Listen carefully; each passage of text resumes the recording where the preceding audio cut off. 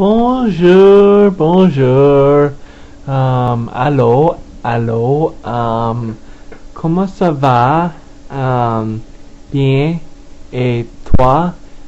Bien. Um, Hello, everybody. This is Richard David Lebrun. Lebrun. Lebrun. Lebrun. And today is French Week. That's right. Today, courtesy of my digital box, I've decided to point the webcam at my TV, and I've decided to turn the TV onto one of the French stations, and I'll let you have a listen. Hier, en troisième période, lorsque solidement mis en échec par Claude Giroux des Flyers. Ce soir, à Vancouver, les Canucks tenteront de profiter de l'appui de leurs partisans pour en finir avec les Prédateurs de Nashville. Les Canucks, en avance 3-1 dans la série, pourraient accéder à la finale de l'Ouest pour la première fois depuis 1994, année où ils avaient aussi atteint la grande finale. Tennis, Novak Djokovic et Rafael Nadal croiseront le fer en finale du Masters de Madrid demain. Djokovic a maîtrisé le surprenant brésilien Tomás Bellucci en 3 manches pour prolonger à 31 sa séquence d'invincibilité cette année. Nadal a aussi eu besoin de 3 manches pour éliminer son éternel rival, le Suisse Roger Federer. L'Espagnol a ainsi battu Federer pour une 16e fois en 24 duels. La finale des dames opposera Victoria Azarenka à Petra Kvitova. Baseball à Toronto, le lanceur des Tigers de Détroit, Justin Verlander, a complété le 2e match sans point ni coup sûr de sa carrière contre les Blue Jays. Verlander n'était qu'à un but sur balle d'obtenir un match parfait. Il a eu besoin de 108 lancés pour réussir le 9e match sans point ni coup sûr de l'histoire des Tigers, un gain de 9-0.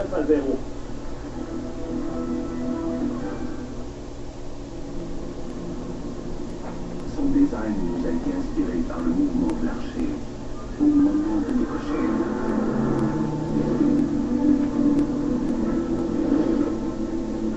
Mais nous croyons qu'il a aussi inspiré les 556 chevaux de son moteur V8 suralimenté.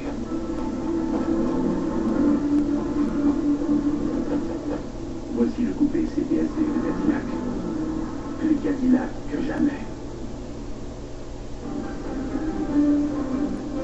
Bonsoir. Avec le retour du beau temps, le pire est peut-être passé pour les municipalités inondées du Québec. En Montérégie, le niveau d'eau de la rivière Richelieu a légèrement baissé pour la première fois depuis 2 semaines. Les nouvelles sont aussi encourageantes du côté de la Gaspésie, où l'eau se résorbe tranquillement. La situation se stabilise en Mauricie, mais le niveau de la rivière du Loup et de la Saint-Pierre demeure inquiétant.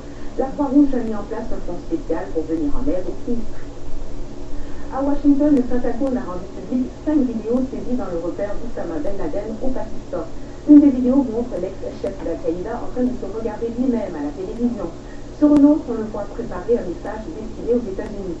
Ces vidéos ont été saisies lors du raid du commando américain qui a abattu Ben Laden dimanche dernier au Pakistan.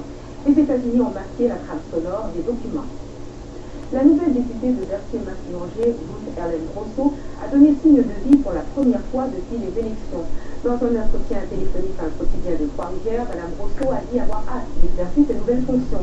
Elle admet qu'il faut améliorer son français et qu'elle a l'intention de devenir bilingue. Depuis son élection, la députée a été prise en charge par une équipe du NPD qui contrôle étroitement ses débuts sur la scène politique. Voilà, et pour plus de détails sur vos nouvelles, rendez-vous sur le site internet de Radio-Canada.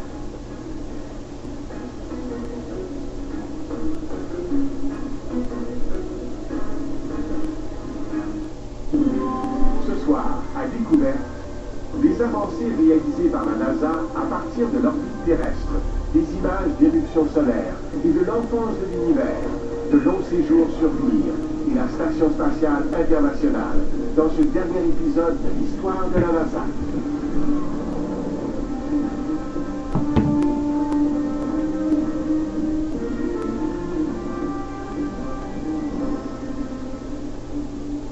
Bonsoir, bienvenue à Découverte. Après avoir conquis la Lune, la NASA s'est donné de nouveaux défis, et cette fois en banlieue de la Terre. Ça a donné lieu à des progrès remarquables en médecine de l'espace grâce au vol de longue durée, en astronomie avec le télescope spatial Hubble et en technologie, menant à la construction de la Station spatiale internationale. Des jalons essentiels qui pourraient mener à des missions vers la planète Mars. C'est l'histoire que nous vous racontons ce soir.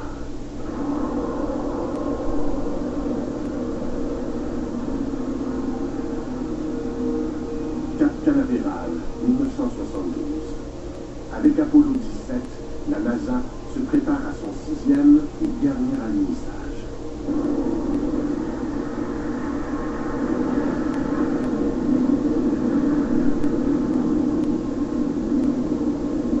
Au terme d'une première décennie, la NASA est reconnue dans le monde entier.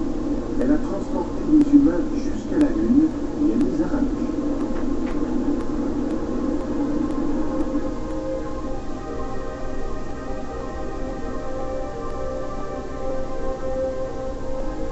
L'exploration spatiale progresse.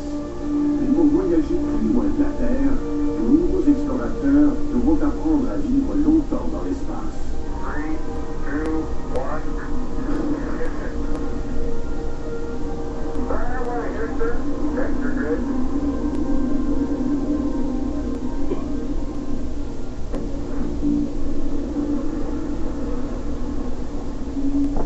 Pour expérimenter de plus longs vols spatiaux, la NASA doit mettre en orbite un lieu habitable. En quête de matériel, elle regarde d'abord dans ses propres ateliers.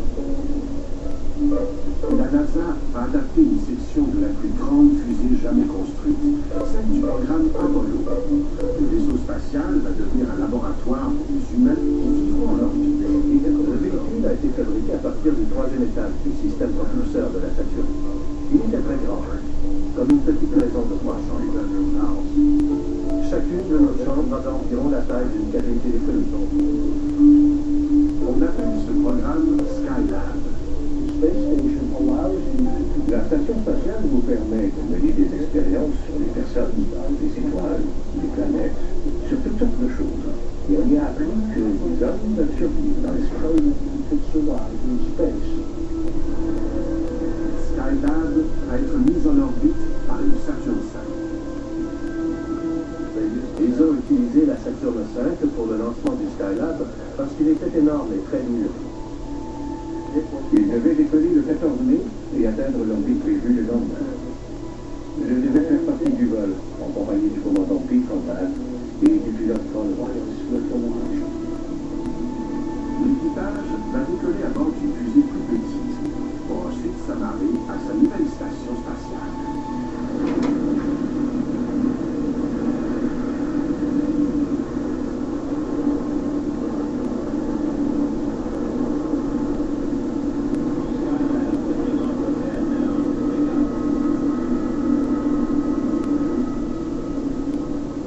La Saturn V non habitée qui emporte Skylab décolle d'abord.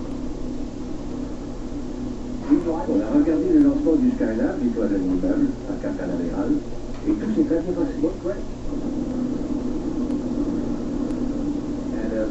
Et en rentrant à la maison, on a entendu les premiers indices à la radio que quelque chose n'allait pas. On a dit qu'un choc gravitationnel s'était produit au lancement et qu'on ignorait pourquoi. Les contrôleurs de vol, ici, à la NASA, doutent que les panneaux solaires principaux se soient déployés. Le premier panneau solaire ne produisait rien du tout. Et le deuxième indiquait une puissance très faible. Mais en plus, on décèle un problème encore plus grave à bord du Skylab inhabité. La température intérieure a commencé à grimper. Et quelqu'un en a déduit qu'il y avait probablement une déchirure du bouclier thermique. Sans ce bouclier thermique, les rayons du soleil vont rapidement transformer Skylab en fournaise. Nous avions donc une machine sur la bonne orbite, mais elle manquait gravement d'énergie et elle surchauffait. La première réaction a été « c'est une catastrophe, qu'est-ce qu'on va faire ?» Et 5 minutes plus tard, on a dit « Hé, nous sommes des ingénieurs, voyons ce qu'on peut faire. » Le problème le plus urgent est la chaleur du soleil. Les ingénieurs les plus chevronnés délaissent la haute technologie et ils optent pour la solution la plus simple. Les couturières fabriquent un parasol géant qui sera maintenu en place par des tiges. Après un délai de 10 jours, Kerwin, Conrad et White ont une nouvelle mission. Ils vont devenir les premiers réparateurs de l'espace. T-minus 7, 6, 5, 4, 3, engine sequence start, 2, 1, 0. We have launch commit and we have liftoff. The clock is running, and Skylab has cleared the tower. On a effectué le rendez-vous avec le Skylab environ 8 heures après le décollage. On a volé autour et on a filmé. Et les images étaient envoyées au sol. Ces images permettent aux contrôleurs de la mission d'évaluer la situation. C'est la première fois qu'ils voient clairement les dommages subis par la station spatiale.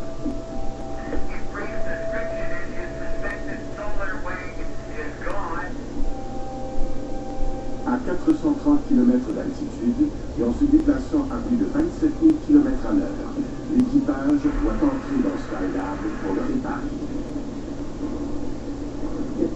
Ça sentait un peu le brûlé, comme quand on brûle un peu de plastique. Vous savez, ce genre d'odeur.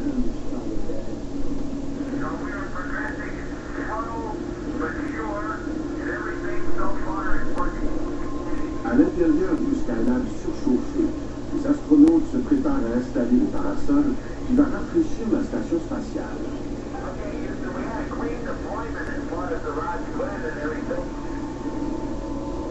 Puis on a libéré le ressort et les tiges se sont tendus.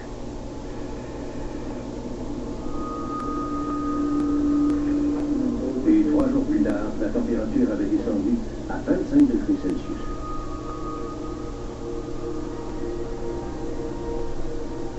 Il faut ensuite régler le problème de l'alimentation électrique. Un panneau solaire a été coincé lors du lancement et il ne peut plus se déployer. Sans une réparation rapide, Skylab n'a aucun avenir. On ne pouvait pas s'agripper, se caler les pieds. On n'avait aucun éclairage, rien. Mais on devait trouver un moyen. Sur Terre, dans une piscine d'entraînement, une équipe travaille sur un modèle grandeur nature du Skylab. On trouve une solution inédite. Okay, Houston, we're out there. We have the debris inside. Le panneau solaire est coincé par un petit morceau de métal. S'ils peuvent le couper, le panneau solaire devrait se déplier et produire de l'électricité. There looks like enough room to get the cutter, and I'm trying to help Jim stabilize. Just take it easy.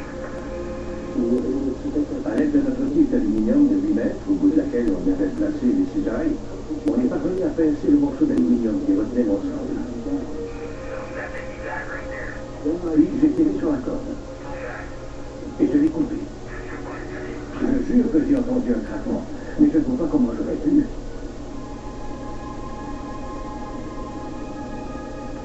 On l'a fait. On a sauvé Skylab. Et ça a été l'un des plus grands spectacles de ma vie. Le panneau s'est déployé complètement à 90 degrés.